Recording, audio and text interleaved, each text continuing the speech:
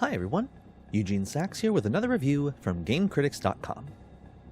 Colored keys? Check. Fast-moving enemies and projectiles? Checked. Enemies that are reduced to bloody bits when killed? Very much check. After receiving a letter from a family member pleading for help, our hero rushes back to their hometown to assist, not realizing what lies in store. And that's about as much story as players get before Forgive Me Father throws them into the deep end.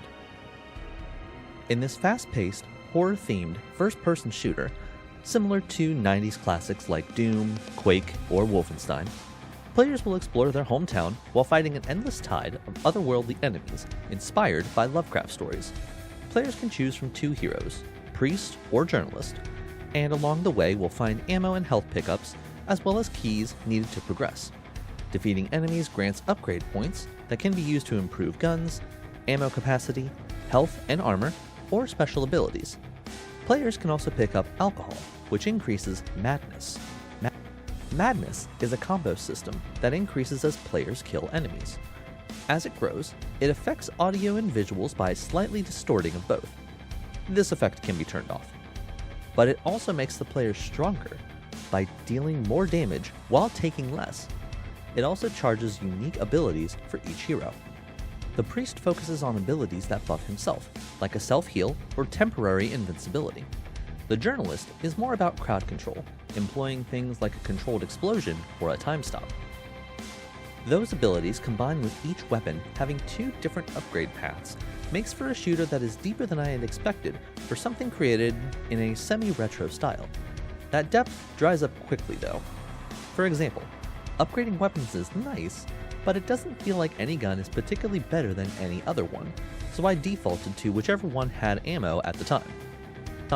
Forgive Me Father also features comic book art style, which is a feast for the eyes, but it's hard to appreciate when I'm moving around while trying to avoid enemy fire, and the enemy designs, like the gangly psych ward monster with straitjacket tentacles, or the ghouls with their tombstones as weapons, are cool to see, like in the loading screens when they're holding still and not actively trying to kill me, but it's tough to appreciate the visuals while things are going hot. While the developers put the two heroes in their own campaigns, it was disappointing to find that players will go through the same levels no matter which they choose. There's also an endless mode that gives some added replay value, but it didn't hold as much appeal as the campaigns did. Thankfully, Forgive Me Father shines mechanically, and that counts for a lot.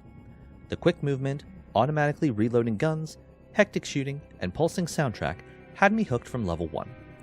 It can be a bit punishing, and the save points are a bit too far apart, but I think fans of 90s style shooters will find a lot to like here.